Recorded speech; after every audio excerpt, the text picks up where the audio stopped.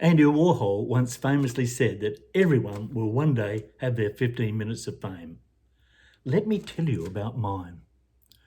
Well, it really wasn't 15 minutes, more like 15 seconds, but nonetheless, there I was, right in the middle of it all.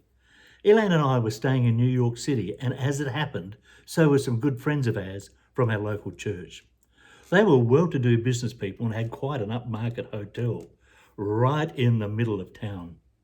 Now, Elaine, with her amazing ability to find a bargain, had us staying just a couple of blocks away in a dog kennel-sized room. We did have a window with a view. Well, the view was just a brick wall and it was built just a couple of inches away from our window. Now, as it happened, the wife was celebrating her 50th birthday, and so her husband had prearranged with us to meet them at their hotel so we could go out and share a celebratory meal with them. That evening, we walked to their hotel, and just as we stepped into the lobby, a group of over 30 photographers and reporters who were standing off in the corner rushed toward us with a great excitement, clicking the cameras and had their microphones ready. Now, I have to say that Elaine and I were a little taken back. We didn't know what to do. We'd never seen anything quite like this before. We felt a little out of place anyway, being in this rather upmarket hotel, but to be encircled by paparazzi, well, that took it all to a higher experience than we'd ever had. Oh, did I tell you why we were mobbed? It's not because I was a Tom Cruise lookalike, although Elaine does have a bit of Nicole Kidman about her, but it happened that the media circus ran right past us, actually, to a limousine that had just pulled up right behind us. Obviously, the young lady who stepped out of that car was well known, although we didn't recognise her. Now, we did go on to have a lovely evening and celebration with our friends, and we had a great story to tell. Now, the story of Encounter Christian Fellowship has been told well over the last 10 or so weeks, as we've been reminded of the core values that we uphold as a church. They're great values and ideals that were put in place by those who established this church. Well done to those people, and thank you again to Paul for expounding them so well for us. During those 10 weeks, as we've been reminded of those values and the things that arise out of those values, there's a question that I would like to ask you. The question is, what core values do you personally have in your life? What are the values and standards that you apply to your life? And what are the principles which you live by? Do you aspire to treat everyone the same? Do you relish those moments when you're mobbed and everyone's excited because you're here? They're usually only fleeting moments anyway. Is life all about you? What are the values and standards that you apply to your life? The principles by which you live? Now, we know that God loves us more than we can even imagine. That's the good news. That's the gospel. Jesus died so that you and I can experience a full life through him. There was a time when some Pharisees came to Jesus and they asked him, "Lord, what is the most important commandment?" Jesus replied, "You must love the Lord your God with all of your heart, with all of your soul, and with all of your mind. This is the first and greatest commandment. A second is equally important. Love your neighbour as yourself. The entire law, all of the demands of the prophets, are based on these two commandments." So it's not about what I can get out of life, it's rather about what I can give. Do you aspire to treat everyone exactly the same? Remember that the very first core value of ECF is that people are important.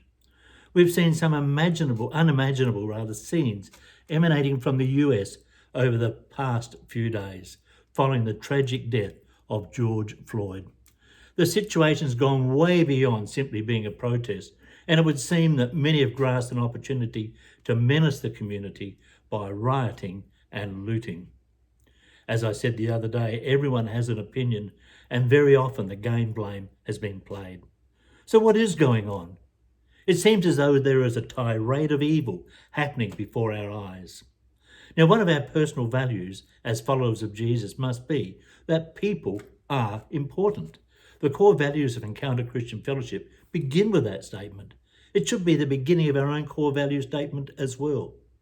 Now, we may not always agree with everyone. Hey, that's all right. We're different people. But God loves us, so we should love others unconditionally. In fact, Jesus said in John 13:34-35, "A new commandment I give you, that you love one another as I have loved you.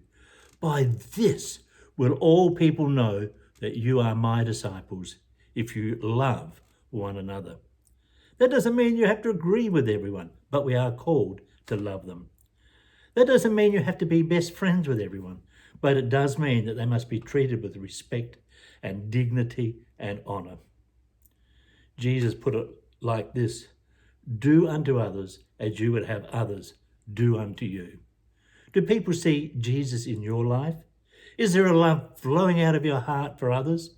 Do you treat others as you would like to be treated? The way that we live, along with the way that we love and respect others, even forgiving others, can set the scene ultimately for their salvation. It doesn't matter who you are, where you come from. It doesn't matter what talents or skills you may or may not have. God can use you to make a difference in your family, in ECF, and in the lives of people around you.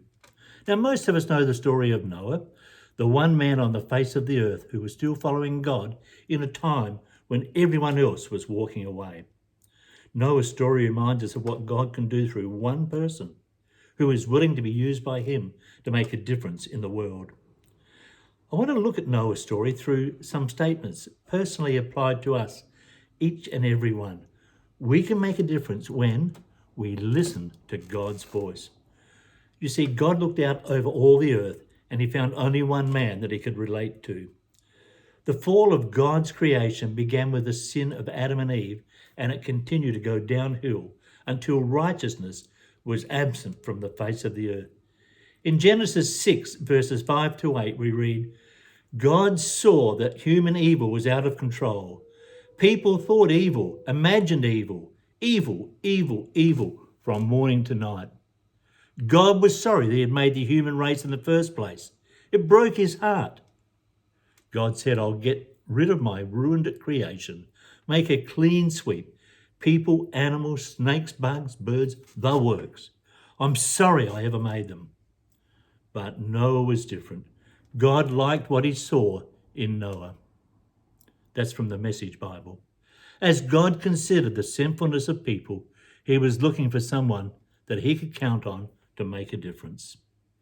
God was going to destroy the world because of its evil, but he had not yet given up on people entirely. He needed just one person with whom he could work with whom he could begin again. And that one was Noah, the one person on all the earth who found favour with the Lord. Now, while all people were running away from God, Noah was ready and willing to hear God's voice and to act upon it. In fact, we read in Hebrews 11:7, it was by faith that Noah built an ark to save his family from the flood. He obeyed God, who warned him about something that had never happened before. A bit like the experience that Elaine and I had. It had never happened before. And so this flood had never happened before. God condemned the world, but this one man was made right in God's sight. I'm quite certain that God isn't calling any of us to build an ark so that we can repopulate the planet. But I know this, that God is calling each of us to make a difference in our world, just as Noah did. You and I will only make a difference in our families and in our church and in the lives of people around us, in our world, when we learn, like Noah, to hear the voice of God. When our core values, if you like, line up with God's heart. The author James Hamilton once wrote, "Before refrigerators, people used ice houses to preserve their food."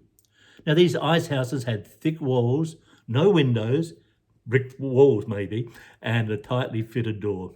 In winter, when rivers and lakes were frozen, large blocks of ice were cut out and taken to the ice houses and covered with sawdust. It stopped them from melting quite so fast. The ice would often last well into the summer. Now, one day, a man working there lost quite a valuable watch. And while he was at work in the ice house, he searched high and low, carefully raking through the sawdust, but it couldn't be found. His fellow workers also looked, but they too were unsuccessful. Now, a young boy from the local community who'd heard about this fruitless search slipped quietly into the ice house during the lunch break, and in hardly any time at all, he came out with the watch. Amazed, the men asked him how he found it. He replied, I just closed the door, then I laid down on the sawdust and kept very still. In no time at all, I heard the watch ticking. The question is not if God is speaking, but whether we are quiet enough and still enough to hear his voice. God doesn't always speak to us as he did to Noah. He doesn't always come in a loud, thundering voice. You're reminded of the story of the prophet Elijah when he needed a word from God. God instructed him to go up onto the mountain. A violent whirlwind passed by, but the Lord wasn't in that whirlwind. Then there was an earthquake, but the Lord wasn't in the earthquake. Then there was a fire, but the Lord wasn't present in the fire. In 1 Kings 19 we read, after the fire there was the sound of a gentle whisper. God spoke to Elijah, not in the violence of the whirlwind or the earthquake or the fire, but in the still small voice of the whisper. I'm certain that God is still speaking to us today, just as he did in the days of Noah and Elijah. If we want to hear his voice, we need to slow down enough to hear what he is calling us to do, what he's saying to us. Only then will we learn how to make a difference in our world as our values become as his values. We can also make a difference when we live for God's purpose. What is your primary purpose in life? Do you enjoy those moments when people rush at you, taking your photo? We read in Genesis 6:9, Noah was a righteous man, the only blameless man living on the earth at that time. He consistently followed God's will and enjoyed a close relationship with him. After God had given Noah instructions about how to build the ark and who and what he was to bring on the boat, we read, Noah did everything exactly as God had commanded him. When it came time to load up the ark, God gave a number of details to Noah, and this is what we read in Genesis 7:5. Noah did exactly as the Lord had commanded him. And we read again a couple of verses later on, they came into the boat in pairs, male and female, just as God had commanded Noah. God is working in you, giving you the desire to obey him and the power to do what pleases him. Our purpose is to live in obedience to God and to honour and please him. How do we do that? Simply by following the instructions that he has given us. But then there is God's specific purpose that he has for you and me. God had a specific purpose for Noah. That was to build an ark and to fill it with his family and a selection of animals so that when the flood was over, they could repopulate the earth. Excuse me. That was a special purpose that God had for Noah. God has a specific purpose for each and every one of us. How do we know what that specific purpose is? There are a few ways to discover this. Listen for God's voice. What is God saying to you during your quiet time, during your time of prayer? Listen to that still small voice and respond to it. Focus on ministering and caring and loving those people who are around you right now. There is no doubt that God has called us to love and minister within our family and our church settings. Begin there to fulfill God's calling upon your life. Work with what God has given you. You are who you are and where you are, as Esther was told by Mordecai, for such a time as this. When you know what God's purpose for your life is, you will begin to make a real life-changing difference in both your own lives, your own set of circumstances, and in the lives and circumstances of people around you. Begin to live for God, and your life will take on new meaning that you've never known before. And we can also make a difference when we love God, when we love him in worship. A new father spoke about his small infant daughter. When she began crawling, he said, "This is something I've really had trouble getting used to. I'll be in bed reading a book or watching television, and I look down at the foot of the bed, and there's little Isabella's face staring back at me. She's pulled herself up on the bed. Apparently, I've become one of the objects that fascinates her. It's so strange. After months of having to go to her, now she's choosing to come to me. I'll smile back at her, and in a few minutes she'll decide that she wants to go back into the living room. So off she'll crawl again. We're much like that little girl standing at the end of the bed, peeking over the top in awe of God. That's worship. I also think that is probably how Noah felt when he finally got off the ark. In Genesis 8:20 and 21, we read, Noah built an altar to the Lord and sacrificed on it the animals and birds that had been approved for that purpose. And the Lord was pleased with that sacrifice. There's Noah building an altar, looking up in worship to God. This God who had chosen him out of all the people who lived on earth. This God who had instructed him with every minute single detail concerning what he wanted him to do. This God who had proven his love to Noah and his family. This God who had protected them in what had to be one of the scariest experiences that he had ever had. He just hadn't been in that spot before. No paparazzi here.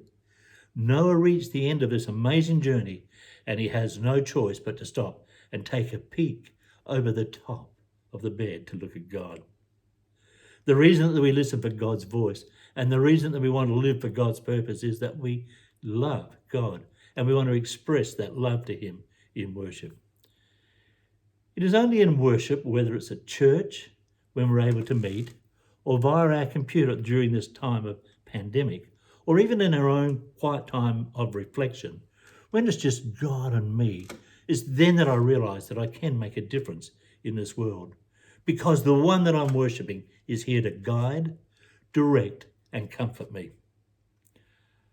I have no choice really but to get down on my knees and lift my hands toward heaven and offer myself as a living sacrifice before him today.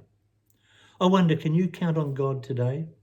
Are you ready to make a difference for him in the kingdom, in our church, and in your family? I believe that when we're in a right relationship with God, then our own personal core values just fall into place. God doesn't usually come rushing at us like that paparazzi story that I told you, but he does come. He is here even now, if you'll just listen to his voice, or if you'll just begin to live for him, if you'll just acknowledge him in worship. He will show you how you can make a difference with his help. May God richly bless you as you seek to be his person in the place that he's called you to be right now. And look for great things that are yet to happen and yet to be. May God bless you in abundance.